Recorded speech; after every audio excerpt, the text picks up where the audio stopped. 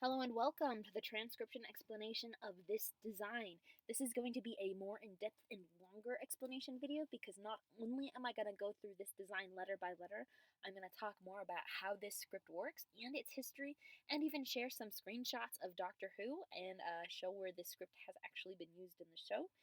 Because even though this is a fan-made script, it is the only fan-made script to have ever appeared in the show legibly, and there's a really cool picture with the current Doctor with the next Doctor, Shooty, and a selfie he took, or I think it's a selfie, I'm not sure. But anyway, it shows something pretty neat that I kind of want to point out. So anyway, let's go ahead and start getting to this script. So this script is read starting at the bottom and going counterclockwise, and words are formed by a combination of these stems and modifiers making our letters, and those are smaller circles. So that's a lot of information. Let's go ahead and piece it together. So bottom counterclockwise. That's true for both words and sentences. So this word starting at the bottom, first letter, second letter, third letter, and then our fifth letter, I can't count, letter stem. And then as far as the sentences being bottom counterclockwise, if you were to imagine an infinitely large circle, a super big one, starting at the bottom of that and going counterclockwise, you just end up going from the bottom to the right because it would never curve up again. So that's why linear works left to right. So we have our first word, second word, third word, fourth word, fifth word, and sixth word. So let's get to our first word. Bottom of it's right here. So this is our first letter. So the first thing we want to do is figure out what letter stem this is. So this is the circle inside the word circle, and it's fully completed. So it would be this stem, because it's not a divot shape like this stem, which would be like here or here, and it's not a shallow divot, which would be like this one or this one or this one, and it's not a circle on the line of the word circle like this one. So the positioning of these stems do matter. So here we have one of these stems. Now we've got to look at the modifiers. So the first thing to check is the lines, because lines for sure count if they end on a stem. There's no lines ending on it, so it's going to be either no modifiers or dots, and it's a dot one. So there are 1, 2, 3 dots closest to it. Even though this is a chain of 4 dots, one of these dots is on this new stem, and I'm going to turn my Wi-Fi off. I'll turn it back on when we get to the history stuff. Anyway, so we have 3 dots, 1, 2, 3, on a circle inside the word circle stem. So that would be an L. Now we have our vowel. This is a little circle, so it's a vowel, and it's outside the word circle, so it's an A. A's are kind of the easiest vowel, I think, because they're always outside the word circle. The only time they're inside the enclosed consonant stem is on one of these stems, one of the circle and the line stems. Otherwise, they're just next to it, outside the word circle. And if there's a consonant and a vowel team, you read the consonant first and then the vowel. So here we have the L, A, and then we have another little vowel, and this one has a line on it. Only 2 kinds of vowels have lines, I's and U's. And U's have a line going outwards. So a U is like an E, but with a line going out. So this is the E position, and U's have the line going outwards. So this is another U, but this is an I, because it's going inwards, towards the middle of the word circle. This one is a U, and this one is an I. So we can have the lines going in the same direction, but I'm getting complicated here. If it goes towards the middle of the word circle, it's an I. If it goes outwards, it's a U. Anyway, so here's the U. And then we have this last letter stem, and it's on the line of the word circle, so it's one of these, and it's got the 1 dot on it, so that's a GH. So L-A-U-G-H. And putting the GH together like this was just a design choice. You could have done it as a G and an H separate, or as the GH. And I wanted it as a GH to kind of make this like starting bubble thing here. So, and these outer circles are the sentence circles, and that's why I have punctuation put. So this is a punctuation mark on the sentence. And then this, again, is the sentence circle going around here. So here's another comma, comma, comma, and then we have the period. So let's go ahead and look at our next word. Bottom of it's here. So this is L-A-U-G-H, laugh. And then we have this word. It's another 1, 2, 3 dot circle on inside the word circle. So it's another L, because 1, 2, 3 dots circle inside the word circle L. 1, 2, 3 dots circle inside the word circle L. So L. And then we have another little vowel. And it's inside the word circle, so it's not an A. And if it were an E, it would be right in the middle of that vowel. So E's hang out inside that vowel. E's hang out inside that consonant. E's are the vowel. So if we're looking at this stem, An O would be like a bead on a string, so anywhere around here.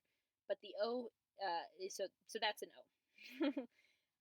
LO, and then we have another U line going outwards, and then we have another 3 dot letter, 1, 2, 3 dots.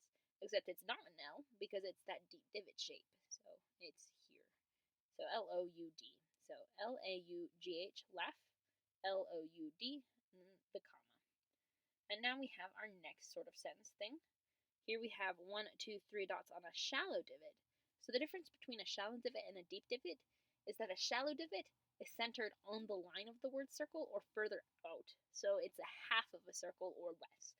Whereas a deep divot is centered inside the word circle. So it curves back in on itself. It's more than 50% completed. If you're doing other styles, it gets weird with this deep divot curves back in on itself, whereas a shallow divot does not. So this is 1, 2, 3 dot R, and even though these dots get kind of close to that N, this is an N because it's got a line. These dots cannot count for something that already has lines on it. So these dots have to go somewhere, so they go to the R. And then we have another U, just like that U. And then we have the N line going, one line on a circle inside the word circle. So RUN, and then we have the bottom of this word circle. This is kind of a tricky one to tell the letter order because this R comes really, really close to being first. If it were to have crossed to that 6 o'clock line, then it would be first, but it doesn't because the very bottom of the circle is here, and this is the only stem that kind of crosses that bottom line. We start with this one. So this is an F because it's 1, 2, 3 lines on a deep divot. F, and then we have an A, and then 1, 2, 3 dots on the R, just like that R. So far, and then a comma, and then we have a B, deep divot, no modifiers, E on the line of the word circle. So that's the word B, and then we have this word, bottom of it's here. First letter, 1, 2 dots makes that a K. And even though a line passes through this, lines only count when they end on a stem. So you see how this line ends on that stem, but it doesn't end on this stem, it only ends on this line. So this is just a regular K. K. And then we have the I line going towards the middle. And then we have an N, one line on it, and then 1, 2, 3 dots on that D. Just like this D. So then we have a period at the end of the sentence. So laugh, loud, run, far, be kind. Let's get to the names. So again, you read them bottom counterclockwise, and I have a little bit of shading to help it look like there's two different things happening here. It's not like this is part of the sentence, which would be read kind of like, I wouldn't know what to read first between the run or the JASP, Jasper. But yeah, let's go ahead and start reading these names. So bottom of the word circle is here, and this is our first letter. And we have our dots split up. So we have 2 dots in this one dot there, and 3 dots there. So this is a 2-dot deep divot. So deep divot, 2 dots is a CH. And then this is a 3-dot shallow divot. So 3-dot shallow divot, R. And then we have an I line going towards the middle. Continue around. This looks like it could be a circle inside the word circle stem, but it's overlapping here. So that means these are just line modifiers. I just made them circly to kind of add to the look. I think it would look funny if there was too many straight lines, plus this helps balance out the pH here. So these are just line modifiers on this stem, which I'm going to talk about. So we have our first stacked stem, yay! So line thickness usually does not matter. In fact, all of the line thicknesses for these are all the same. I kind of did that to make them look like they're in the background as well. Anyway, but these lines are 2 different line thicknesses on the same stem, which means that these are 2 different letters written in the same spot. So you read them from the thin one to the thick one. So I wrote that here in consonant stems. If stacked, read thin to thick, and same thickness is same letter. So the thin one has 1, 2, 3 lines ending on it, making it an S. And then this thick one has no modifiers, making it a T. So ST, and then we have an O hanging out inside the word circle. Then we have a circle inside the word circle with 1 dot. So that would be a PH. And then an E. So just like that, E. So there's Christophe. And then we have our next name, bottom of it's here. This is a J. It's got no modifiers on it whatsoever. And then we have the A outside the word circle. Now we have a shallow divot with 1, 2, 3 lines on it. So this is not anything more complicated than a line, just like this line. So 1, 2, 3 lines on that S. Then we have this P with 1, 2 lines on it, because a P is a circle inside the word circle with 2 lines. Yeah. And then we have an E hanging out inside that P. And then we have shallow divot 3 dots, an R, just like this R and that R and that R. So 3 R's hanging out all close together. So there's the Jasper. And now last but not least, we have this name. And this is another tricky one as far as things at the bottom being read first. So even though this looks kind of like a line that goes to the bottom of the circle's here. So this is the start of the word circle. So here's the sentence circle around that name, and here's the bottom of the word circle. And the first letter we hit is this A. So it is an A, starts with an A. And then we have this circle on the line of the word circle, and it's got 2 sneaky lines hanging out right here. These are line 1 and line 2. Lines can curve, that's fine. I've done curvy lines here as well. But this is an X because it's circled on the line with 2 lines, so that's an X. Then we have an E. Continue around here, we have 1, 2, 3 dots on another double consonant. And even though they're 2 consonants, you only have to put the modifiers once, so 1, 2, 3 dots for both of them, because we know it's the same consonant because it's the same thickness. So we don't need 6 dots for both L's. We only need 3 dots for the double L. So if they were 2 different thicknesses, then one would look like the outside one would look like a K and the inside one would look like a PH. But because these lines are the same thickness, these have to be the same letter, so you add up all the modifiers for both of them. So 1, 2, 3 dots on that double L. So A, X, E, double L, E. Sweet. So there's Axel. So yeah, that's that design, and I hope you have a lot more confidence with how to read it. So now I'm going to get to kind of the fun part and show some cool little screenshots and bits. So here's a screenshot from the Empress of Mars, which was with the 12th Doctor, Peter Capaldi. And here we have some things on our lovely panel. Using the same script, we have this circle inside the word circle with 1, 2, 3 lines on it, making it an M. And then we have an A hanging outside the word circle. Then we have 3 tiny little dots there. See those yellow dots? 1, 2, 3 dots. On a shallow divot is an R. And then we have an S with 3 lines on it. So there's Mars. And then we have R, just like that R, E, and then a deep divot with 3 dots. 1, 2, 3 dots. I personally think my handwriting looks way better. But anyway, this is a screenshot from the show. And here we have another screenshot where there's some stuff that's kind of missing. So like if we start at the bottom here, T, and then if there's an O, that would be 2, but the little O might have gotten lost. But T, and then B, E, then a P with an A, I, and a deep divot D. So to be paid. B, there's no A, but if there were an A. And then we have a 2 open stems, which could be K's, back. And if there's a line connecting these two, it would be in. Then an F, E, L, L. I'm pretty sure they forgot a line on that U. Anyway, so I'm pretty sure this was going to say to be paid back in full. And spoilers, if you've watched Extremis, this is the eyeball zapper that helps fix his blindness for a little bit. So yeah, to be paid back in full, kind of neat.